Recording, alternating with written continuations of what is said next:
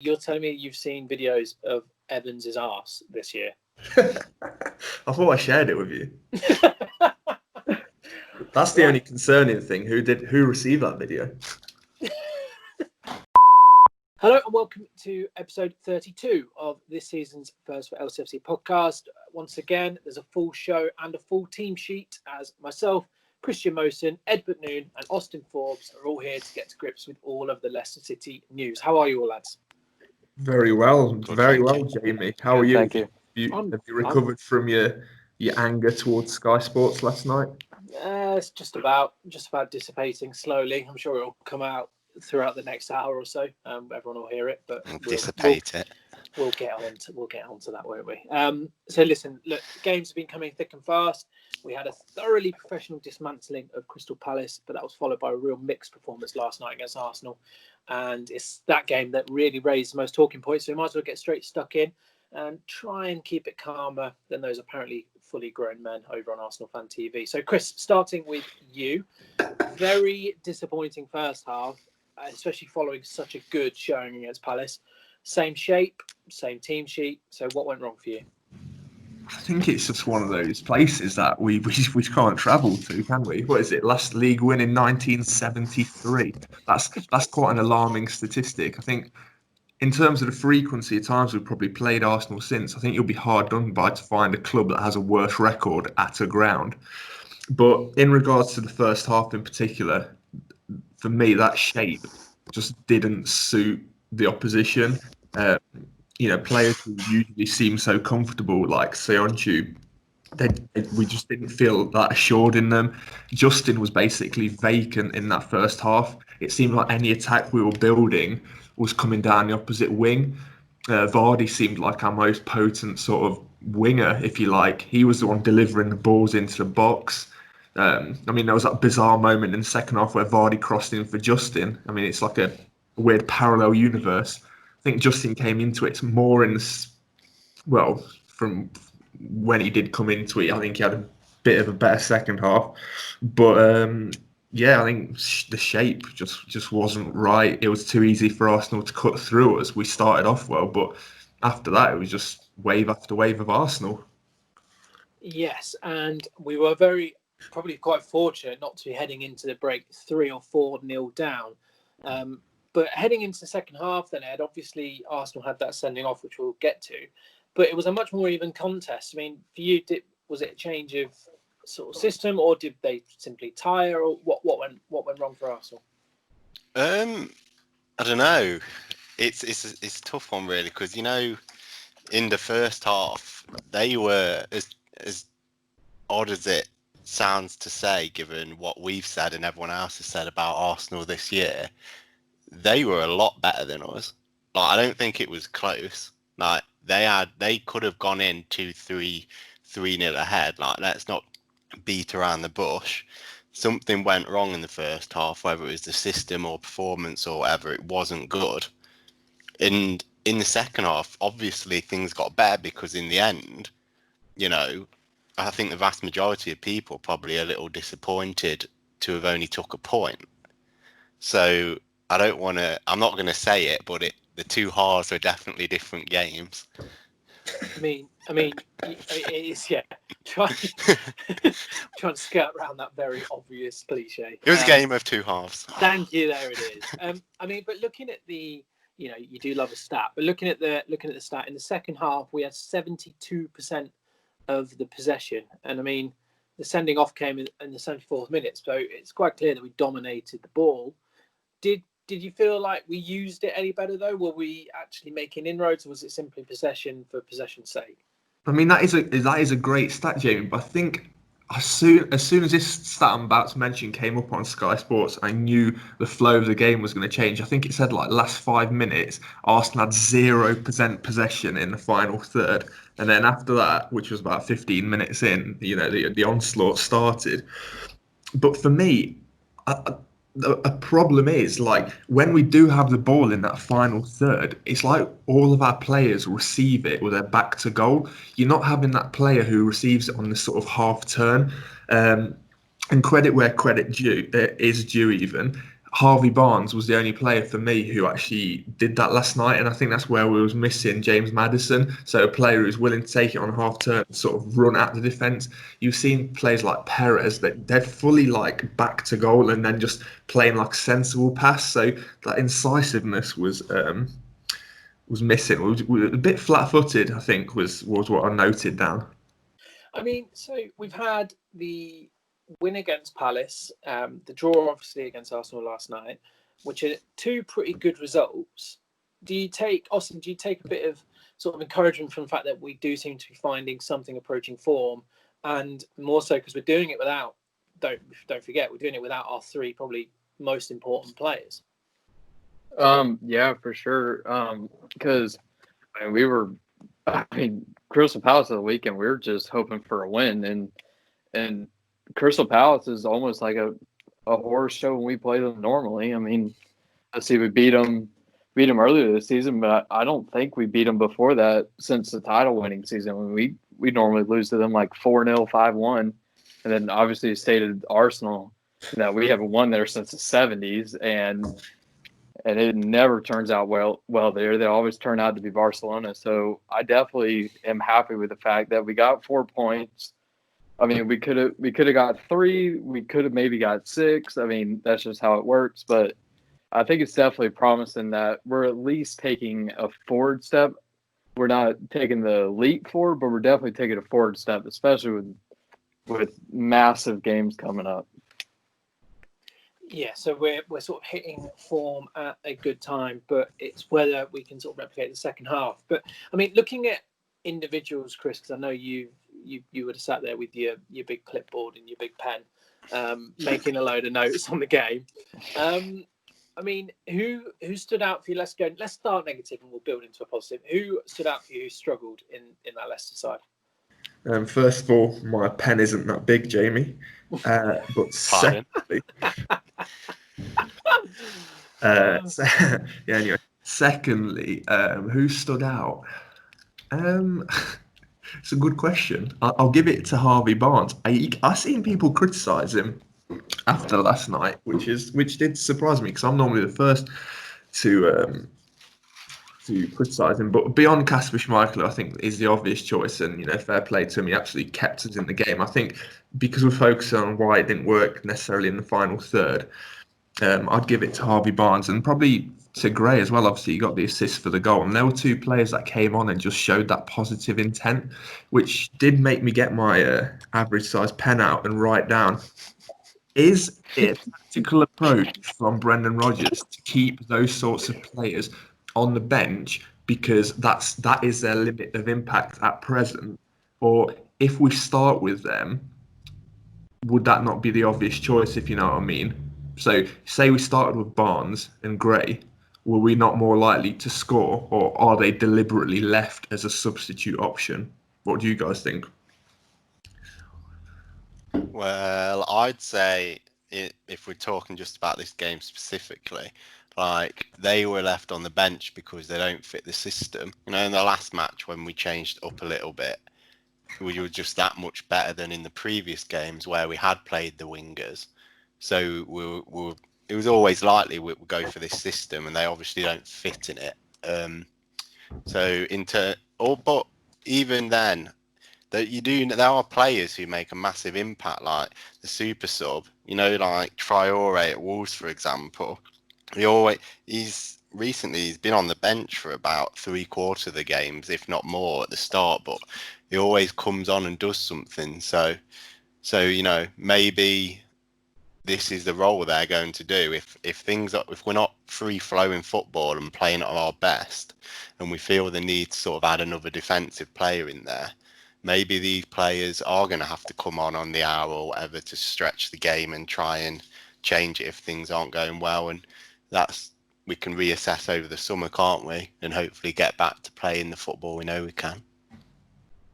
Is it sort of, though, just to go back to Chris's question, do you think that certain players are sort of moulding themselves into super subs? I mean, you look at the likes of Demarai Gray, who I know we criticised, but did do well for his goal last night. But I think he's now made like 80 sub appearances for Leicester or something stupid like that. I think they said on the TV last night. I mean, do you think it's more the player as well, like not proving that they can do enough from the start? Well, yeah, I think that we have alluded to this. I think I said in last week's pod that Gray's the most used substitute in the Premier League or something alarming like that.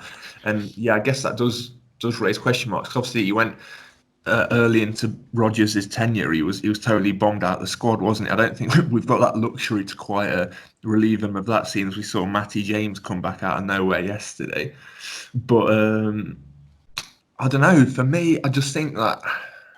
It does seem like, I agree with Ed that it is obviously a tactical thing, but I just think there's that thing in Rodgers' head that just sees these players purely as an impact for maybe when there's tiring legs, as opposed to if we start the game, then what is already a relatively weak plan B becomes a very weak plan C. Like, personally, I'd probably rather them come on as substitutes rather than someone like Mark Albrighton who comes on and starts whipping in balls, because we haven't got that sort of player who's going to get onto them in the middle of the box unless it's like a low driven cross like Vardy. We haven't got, like, as I've alluded to again, someone who's going to head the ball as confidently. So for me, I think Rodgers is using them to his advantage as substitutes rather than considering them necessarily in the tougher games as starters.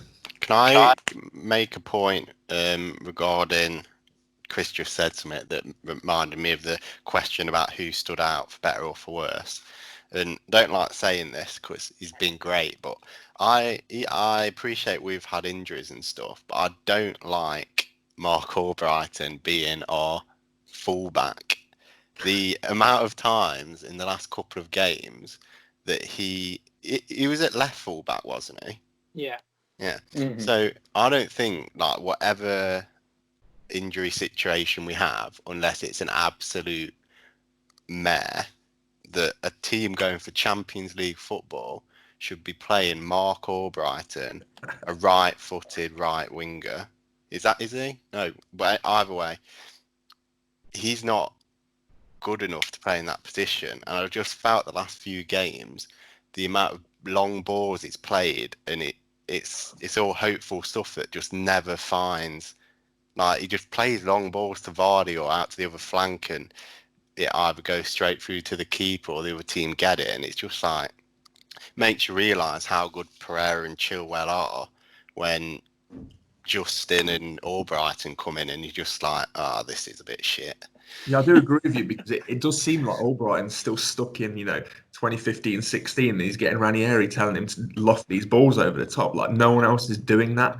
And I did find myself sort of looking at the pitch yesterday and thinking, I know we're going to speak about it a bit later on, but for those who are getting annoyed at pundits sort of maybe being a bit condescending towards us, Jamie, maybe let's just look at how we're playing, and do we necessarily deserve that highly esteemed praise when we're still doing basic things like that, which you won't see the likes of Liverpool or Man City doing. Like, we are ultimately a team that's on the rise, but we do need to iron out these creases, because if we go and do that against someone like Real Madrid, like players like Ramos, that's just bread and butter to them. We're not going to get anywhere in Europe. Oh, the issue is, any centre back, it don't even matter when it's that close to the keeper. It's just like, it wasn't even they were having to defend half of them. And I wouldn't even mind the long balls if, say, like 1 in 4 or 5 actually created a good chance. It was just like, I'd love to know the stats in the last 2 or 3 games, like what percentage of his long balls, like the next touch was from an opposition. But Like, it's true though, they were isn't just it? lost every time.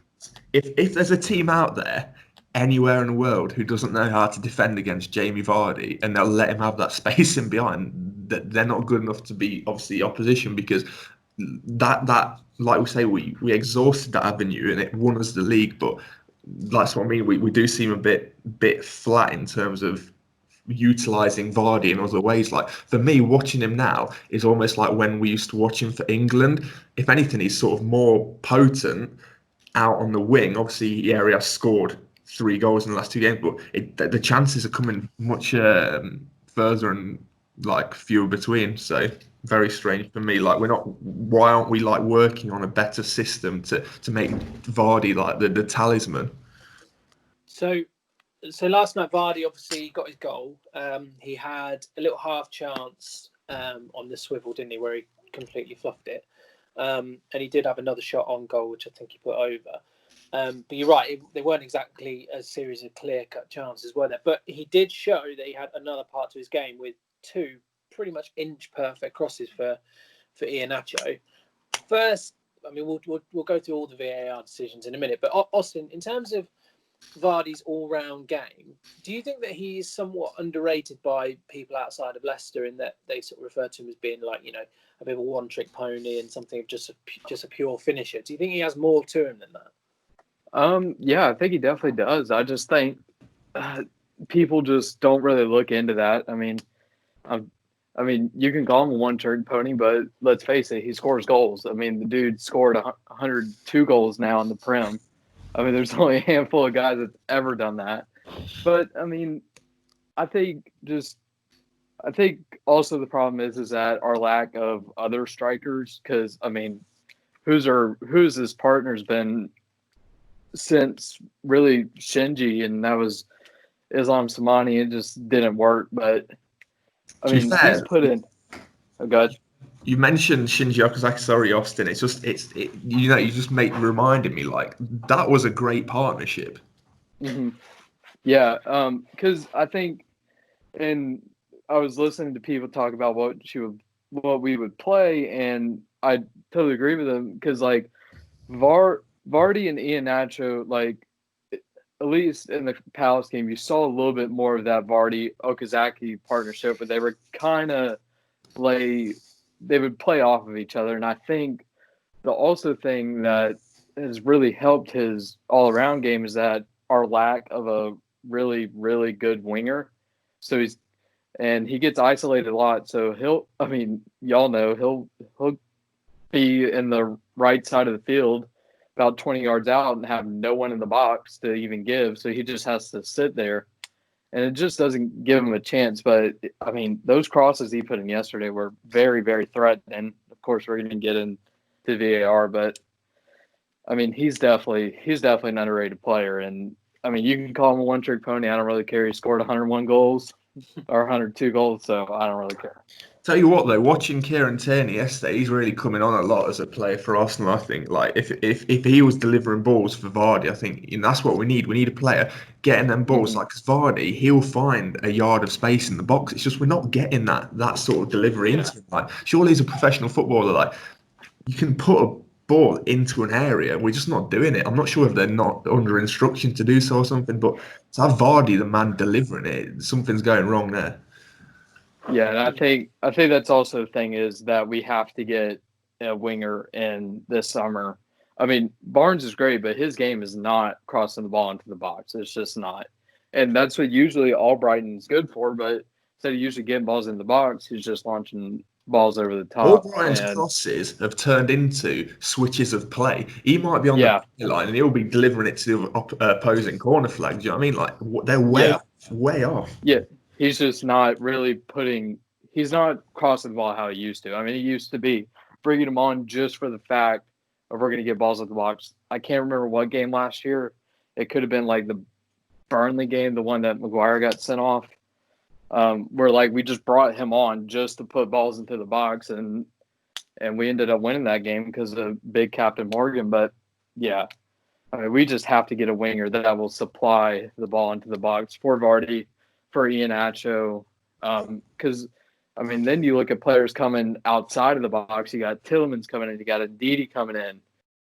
I mean, we just got to get balls into the box and make threatening plays, which we just really haven't. I mean, where did you guys feel that our main creativity was coming from last night then? If it certainly wasn't Albrighton, do you think Perez has been offering more through the middle? Perez is...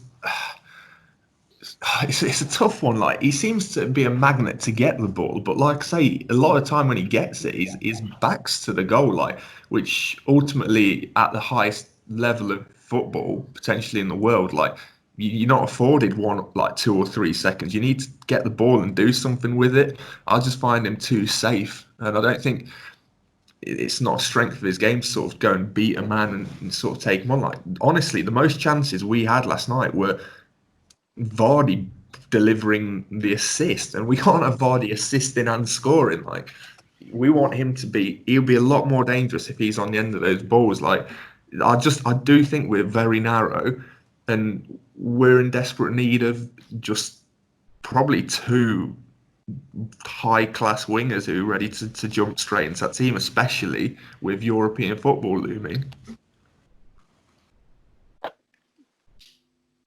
Sorry, I was going to see if Ed actually. If I was on Football Manager, I know this isn't how it works in real life, but get on your drop-down menu, search crossing anything over like 17, get them scouted, like, and just deliver a ball, like, and do you know what I mean? Like, there's players in the Championship who are capable, and I'm sure we'll allude to it potentially later on, but it's not that difficult. Can you see Rodgers actually wanting to play like that, though? I mean, because he seems to be favouring more sort of, quite patient play going through the middle, not necessarily looking to cross it all that often unless we're sort of forced into the need to. Do you think that'll be the way he goes? Well, this is the thing. Like, Rodgers is known for his attacking style of play, but he's coming under a bit of criticism, obviously including from me, because it's all well and good wanting to do something, but if you haven't got the assets to do it, then we can't really stick to your sort of narrow, slow build-up play. Like, I get what he's trying to do, but when our backs are to the wall, all his plan is just deliver balls into the box, evidently through Albright at the moment. So I don't know, like, just because you have wide men doesn't. I know he's been on record saying that he doesn't want like a target man. You don't have to have a target man. We just want some more creativity, like someone like Mahrez, someone who can take a man on, get in between into that final third. So I'm not sure what he's got. Obviously, I'm sure the recruitment team have got numerous names written down, but right now it's just all guessing games, isn't it? I think the most likely man we're going to see is Adam Lallana, and he's not really fitting that criteria. So we'll see. It's not exactly filling me with excitement. You went from Mahrez to Lallana in one sentence. That is quite the drop. Right. So let's get onto the VAR shouts, because obviously when Leicester scored at the end, the goal wasn't given, and obviously Arsenal had their red card. All of a sudden, other decisions were getting dredged up, and obviously people were kicking off. So let's give our verdict on it. Not that it's the decisive one, but right. Firstly, Iheanacho's disallowed goal. Chris, what did you think of that? Because obviously it was given for a perceived foul on Kolasinac in the build-up. What do you reckon? Kolasinac, I think I saw this going around on the internet yesterday. Like, he's all well and good defending armed robbers, which is fantastic, but if he's getting out-muscled, which, I mean, ultimately it probably is a foul, to be fair. So my short answer is, yeah, it's rightly disallowed, but he's gone down theatrically there. But you can see why it's not been given. But there's a lot of times, again, it's a lack of consistency where you can name 10 other goals that were given that are identical to that. So yeah. Okay, speaking of consistency, we'll skip ahead in time one. Ed Nketiah, obviously he was on the pitch for a very short period of time, getting his first red card. What did you make of that? Was that the right decision? Well, first thing regarding decisions in this, I think you made a really good decision to bench boost in fantasy football. Yes, he really was on glad. your bench, so literally lost points there. He's actually taken me down to 0 so far, which is good. Vis-a-vis the actual question, the more I watched it, the more I think, it probably was a red. At the time, I was thinking, I didn't have any sound on, so I wasn't actually biased by what the commentators were saying. And first time I saw it, I thought, well, that's a bit dodgy. I didn't even know if he touched him. And then I'll say it probably was a red, but I don't know. I'm not 100% certain on it. But interesting to know what your views and what the commentators are actually saying. Well, maybe I'm more of a hard man and I can allow these things to go. You are obviously just nails. Pretty tough in this sense. Ed, I'm not sure how this trying to forge a reputation as a resident hard man is going to go. But let's just go with it. So for what it's worth for me, I thought that Nketiah, when you challenge like that, because I think the excuse given has been that he doesn't mean it, but intent doesn't really matter because he's caught the player in the process of making a challenge for the ball. It is high, his studs are up, it's reckless, he's endangered the player. It is part of the challenge that he's made, and he's done so. So I think that is a red as it to the law. Arteta's come out, hasn't he? And he's basically said if that was a red, then Vardy should have been sent off.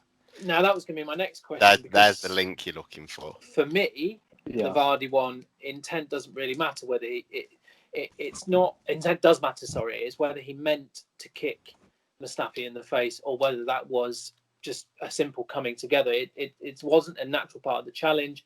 It is a pure accident after the ball has gone. So for me, see, this is where I'm going to disagree with you. Sort of take side with Arsenal fans on this because that isn't a natural way to swing your leg when you're falling over. I didn't even really pay attention to it at the time. I've seen it this morning, but that is reckless, and it's not a natural way of falling over. And ultimately, he's literally almost taken his eyes out. He's got scabs on his face now from that. So yeah, I'd say Vardy is lucky to stay on the pitch, and in that instance, VAR inconsistency saved us because it's dangerous. It's dangerous. I mean, he's as he comes into contact with him, he's sort of spinning, and that is his leg sort of coming round with the motion of his body. I think it's the fact that because his leg goes first, that is what makes it look like it's unnatural, I suppose. But I mean, we know Vardy's quite an aggressive player in his play, and he does like to put a tackle in. But I've not seen him be malicious like that before. I mean, have you? I wouldn't say that was. And in both instances, the first reaction of both, as in Nketiah and Vardy, is they look concerned. But that's not to say that in Vardy's instance, he didn't want to leave something on him, but maybe he's more shocked that he's actually caught him in the face.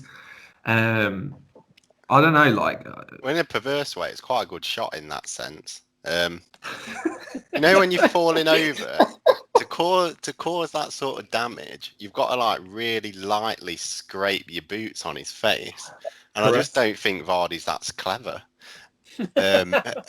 So for that reason, I'm more on the side of I don't think he did it on purpose. I think if somebody wanted to really hurt them, they'd probably have just been a knob and full hit him in the boot, knowing it will leave a mark, but it's not actually damaging. These blades are a little bit risque, aren't they? David Beckham, 98, Argentina, that sort of vibe, just absolutely lash out. No, blading someone on the face is assault. Rather than just I'm going to slide. Well, no, that's what I'm saying. I don't think he aimed for his face, and definitely not just caressing it, leaving a little scar. I think he just wanted to leave a mark, just catching it from the side of his lip to his ear. Yeah, I think I just don't know. It's hindsight's a beautiful thing, but I think it does put to bed those rumours that VAR's got a thing. We should have got him on and asked him.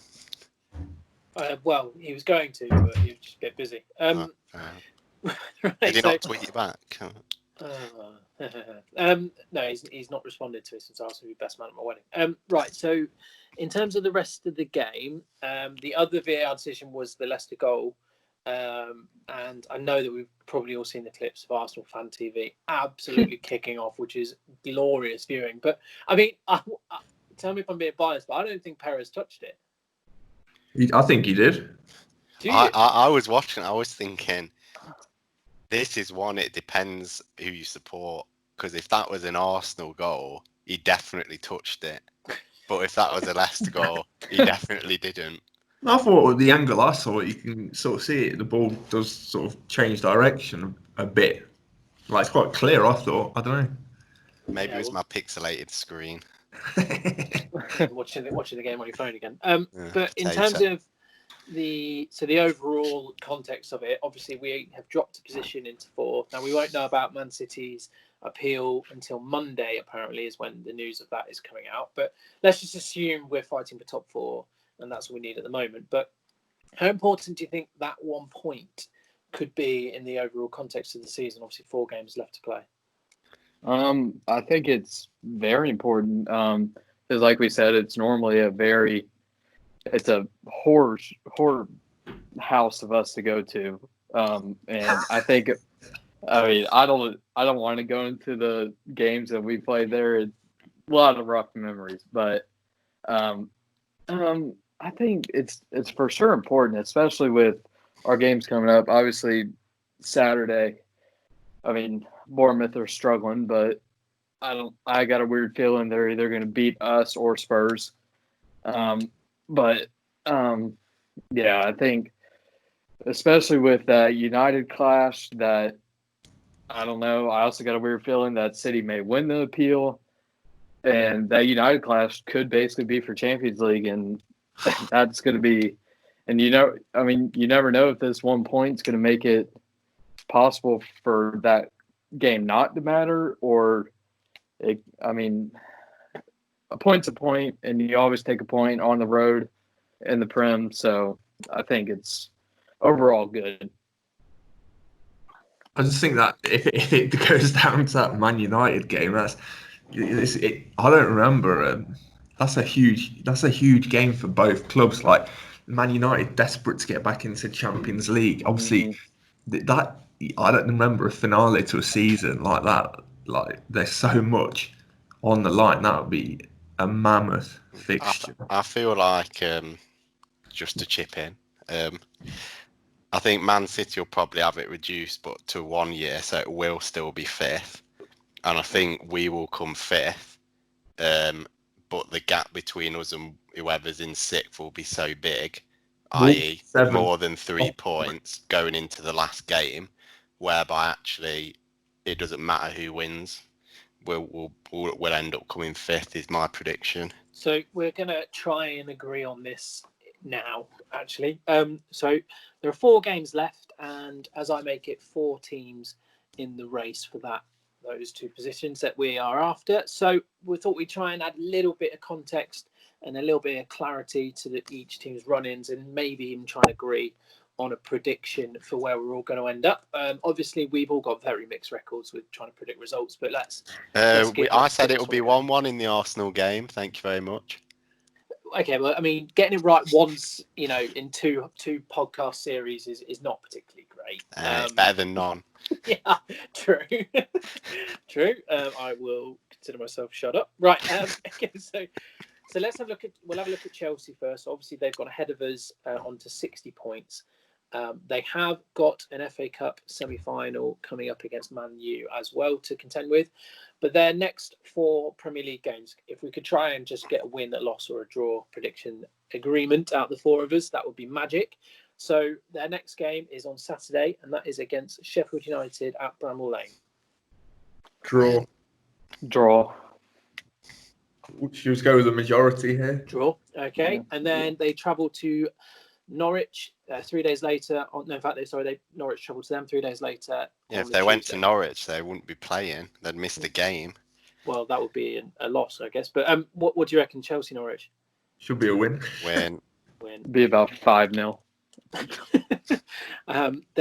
Sunday, then they have their semi-final against United, and then on the Wednesday they travel to Liverpool.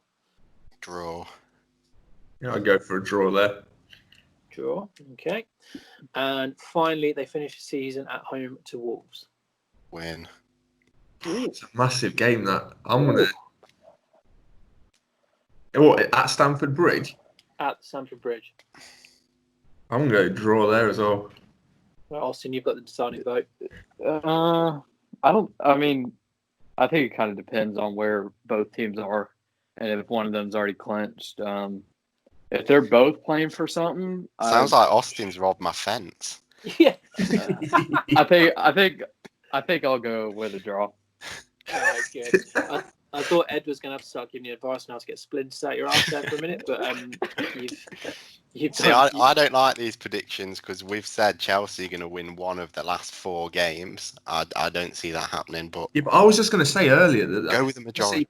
Chelsea have been that team this season. That they record a good couple of results. Everyone thinks, wow, they're flying, but they've conceded 2 goals against Palace, who've only scored 2 goals on 1 occasion, I think, in the single game this season, right? I think they're due a loss. Did you watch the Palace-Chelsea game, by the way? Yeah, I did. Yeah. I thought it was an absolute cracker again. I thought, how unlucky was Palace not to get that goal at the end? I thought that was in. I don't know about y'all. I thought it was in. So I think, based on that, if you concede in 2 goals against Palace, you're due an upset. Okay, so that would lead them on 66 points. Okay, so, right, Leicester, obviously our next game on Sunday, away at Bournemouth, who are on a terrible, terrible, terrible run. So we're obviously going to lose. I think we'll win. For a win. Well, I think they'll beat Spurs and then we'll win. Ooh, okay, that'd be quite nice. And then on the Thursday, we play Sheffield United at home. Win. I'm going to go for draw. Austin, I'm going to go for a win. Oh, okay, 3-3.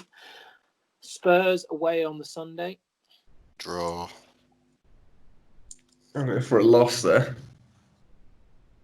I'll go for a draw. And then final game of the season, Manchester United at home. Lose. If you're asking me right now, which obviously you are, then it's a loss, isn't it? Yes, I am asking you in the point. Yeah. I'm going to go for a win. I'm confident. Okay, so we've had no. Okay, well, loss. I've got to put a loss there. That puts us that's the 7 points from our remaining games. So that puts us on 66 as well. But obviously, our goal difference is significantly better than Chelsea. So we need to ask Austin how many goals Chelsea are going to beat Norwich by. Is it going to be a 9-0 or? I think it's going to be. Wait, 1 second, guys. I'll be back in a sec. We didn't need him. We don't need him. Keep it rolling. The show must go on. Right. Okay.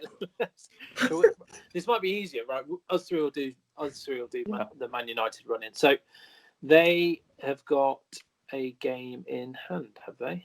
Ed would give. He's a closet Man United fan, so he'd literally give him a clean bill of wins. So it's good he's not doing this one. All right, okay. So listen, they play Villa tomorrow night away. Mm-hmm. It's got to be a win, isn't it? Yeah. Yeah. And then Southampton. Until we see a Grealish. And then Southampton on the Monday. Hey? Southampton on the Monday. I honestly, Southampton are a decent little team at the moment. Great against Man City. Fantastic. Yeah. Can see a win for Southampton. Ooh. I could see a draw, like a 2-2 draw. I'll go with Austin, go draw. Palace away. Got to be United there. Yeah. Win. Yeah. Then they've got the FA Cup semi-final. Then West Ham United. Win. And finally, we've said that we will lose the game against United, so therefore they're going to win it. So that is 3, 6, 9, 12. That's 13 points, putting them on 68. Okay. So it's going to be a goal difference finish. Yeah. So final team in the mix, obviously, are Wolves. They're going to have a hell of a run. Ed, we've just done your favourite team's predictions. What were the predictions? I assume you mean Man U. Yeah, we did. They're all going to be wins? Bar the draw against Southampton. Interesting prediction, but okay. I'd said you'd give them a clean bill of wins. Oh, it's hard to see. Well, I think the hardest game, other than Leicester, obviously, would probably be actually Palace away, purely due to the fact that's like 3 days before the FA Cup semi-final. So a couple may be rested, may have an eye on the FA Cup. And Palace, I guess, aren't the worst. Maybe they could hold them to a draw, but they're just on fire, aren't they? Southampton just beat Man City. Wow. We'll give them 1 draw and 4 wins. I think that satisfies everyone, doesn't it? Sort of. Yeah. Okay, so last one to do. Obviously, Wolves are playing tonight away at Sheffield United. Win. Tough game. Win, draw. Austin? I'll go with a draw. Okay, and then they play Everton at Wolves. Draw. Everton are such a poor team. I cannot believe we lost them. Burnley away. Win. Well, It doesn't matter what I say, but I feel like that's going to be. I feel like Wolves have lost it. Wolves, I didn't realize that Burnley were 10th. I looked at the table and I'm like, Burnley 10th. That's just, I did not expect that. Ginger Mourinho doing bits. They've scored 4 goals in their 4 games back. Like, if they win, it's only just. So, if Burnley are decent defensively, like they can be, could be a cagey affair. You're basically describing Leicester, to be fair. Yeah.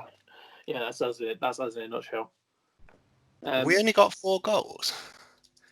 Well, we scored 3 at Palace, but you get the point. 6. Yeah, I get the gist. Right, then Palace are obviously they're going to have a massive say in this. They're playing Wolves as well, but they are playing at Wolves. Wolves win. Win. And then final game of the season, Chelsea and Wolves. We said was a draw, so that is 9 points for them. That's 61, so that's not going to be enough. So basically, we've got it that United are going to sneak into 3rd. Leicester are going to hang on to 4th by goal difference. But that all relies on Chelsea just having a bit of a torrid time. So we need 2 wins, basically. Yes, we qualify for the Champions League. Well, yeah, I was thinking anyway, like, actually, even though the last 2 games are proper, difficult games, the one thing we have got on our side is the fact there are only 4 matches left. We win the next 2. And providing nothing crazy happens, it's basically like top 5's guaranteed. And if that's going to be enough for the Champions League, then, Bournemouth away is just about the most out of form team, and Sheffield United at home, who haven't come back to the kind of form they were pre-COVID. Like, I don't see why 6 points isn't the target. It's very much achievable. Spurs. And I don't really care once we get there. So I just don't think that we're gonna finish top 4. I think the others are just on such better form than ours. So I just think there's going to be a few.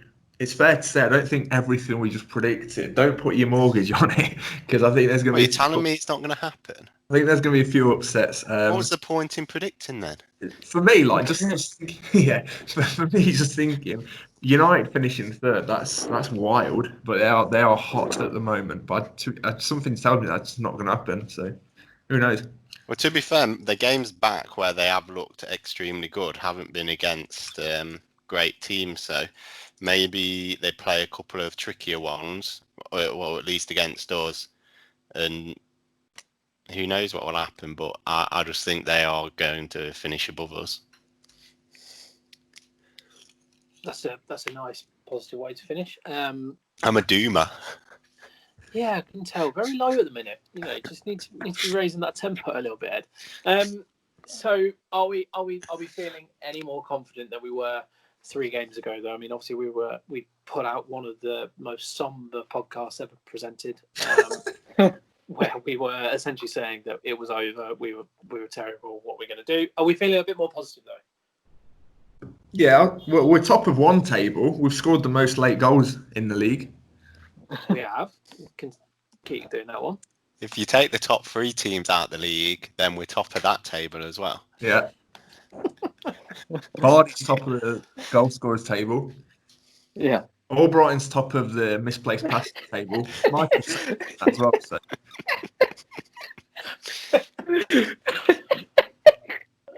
Actually, maybe you can weigh in on last question. Something that I got absolute pelters for on Twitter last night was despite the fact that Albrighton was essentially just spamming crosses into no man's land every time we got the ball, I was really concerned that we were going to bring Fuchs on at left wing back against an Arsenal attack that was absolutely rampant.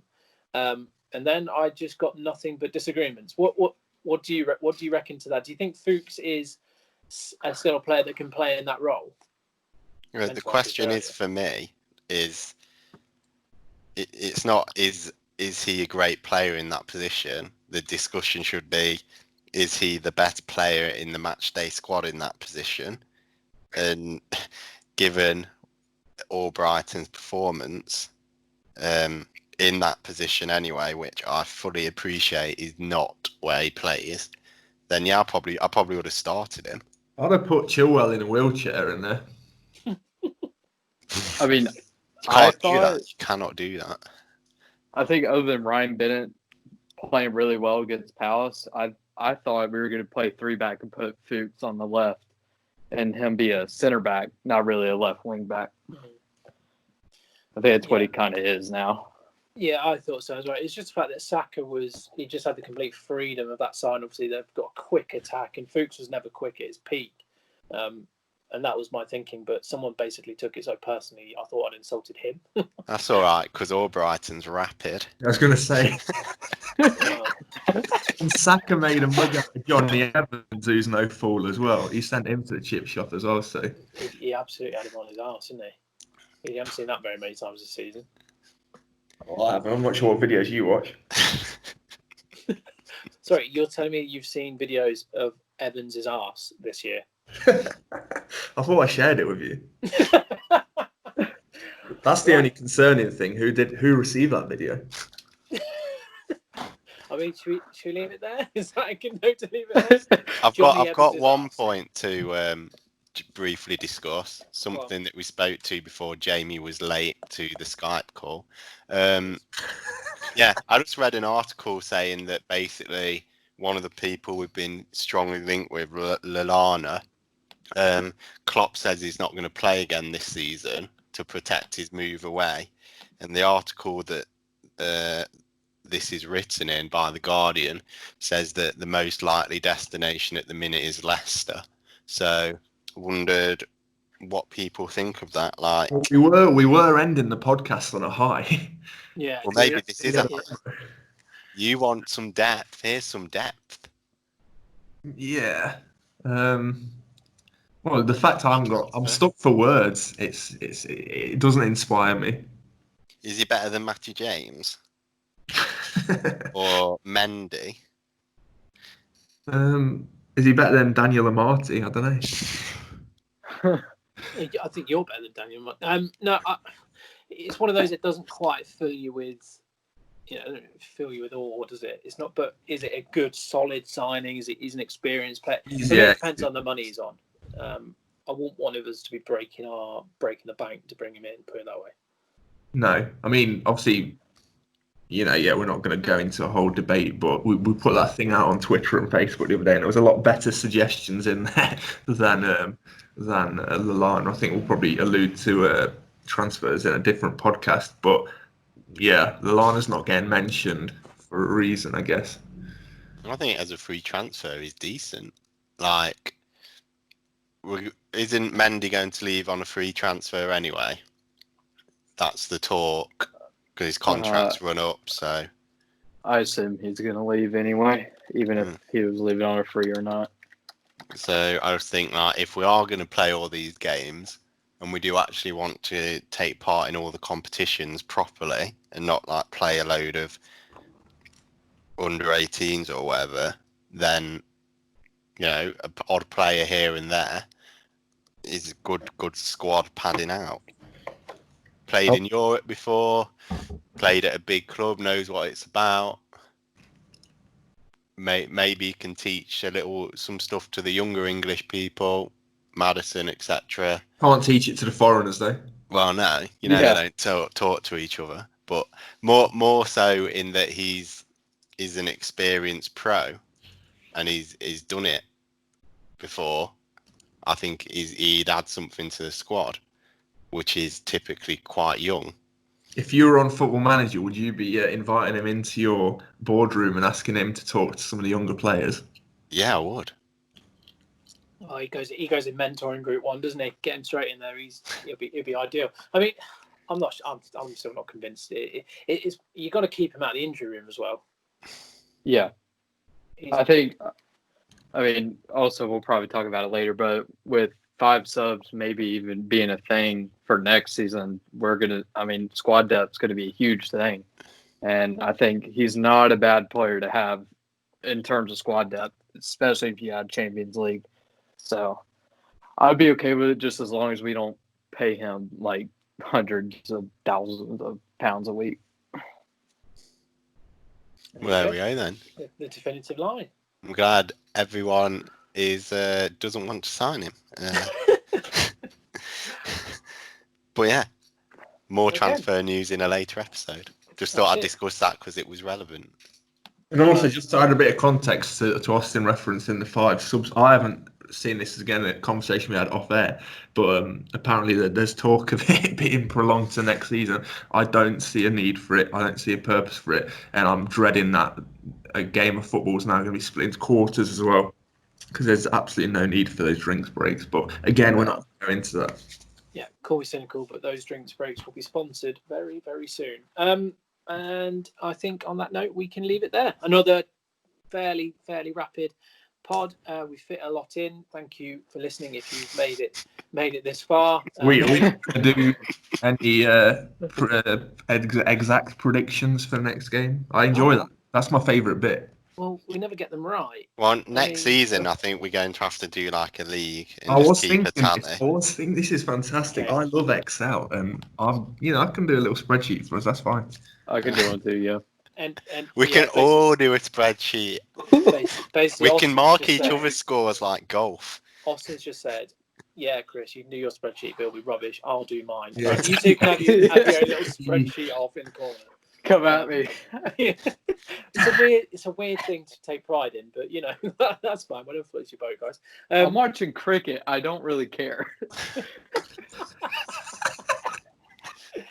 I'll make a note of these scores, and we can actually hold people to account in the next episode. Ed, you set up a little mini league for this. I'm doing this on last. Right. The next four games are going to be scored. Winner takes all. So we can have the same scores though, right now. Yeah, but we're only doing the next couple of ones. We will record another podcast. Yeah. So we've got obviously next game, bit must-win game really against Bournemouth. Go on then, Chris. I'll let you take the lead. I think it'll be 2-1 to Leicester. Leicester 2-1 Bournemouth. Yeah, and what do you think Sheffield United, Chris, will do this in peoples? I think that will be a lovely 0-0. 0-0. Right. Austin, what are you going for? I'm going for, I'd say 3-0 to Bournemouth. To Bournemouth? No, 3-0 for us against Bournemouth before I fly over to Leicester. But and then Sheffield, I'll go for a 2-1. Harvey Barnes, another half volley. Oh yeah, take that. I'll give you 2-0 against Bournemouth, and it'll be 1-1 draw with Sheffield United. Leicester 1-1. Yes. Again, yeah. I will go for. I like a 3-1 versus Bournemouth, and I will go for 2-0 versus Sheffield United. Okay. Right. And then we're going to basically qualify for the Champions League after those 2 games, because hopefully by then it will be announced that 5th will be enough. Well, there you go. I mean, that might be a nice line to end it on. Hopefully, by the next time we do a pod, we are nearly there. So yeah, thank you for listening to all our nonsense and our rambles. We do all appreciate it. Please do like, subscribe, share, review, do everything you can. We do want to get this out to as many people as possible. So thank you again for listening, and we'll see you next time.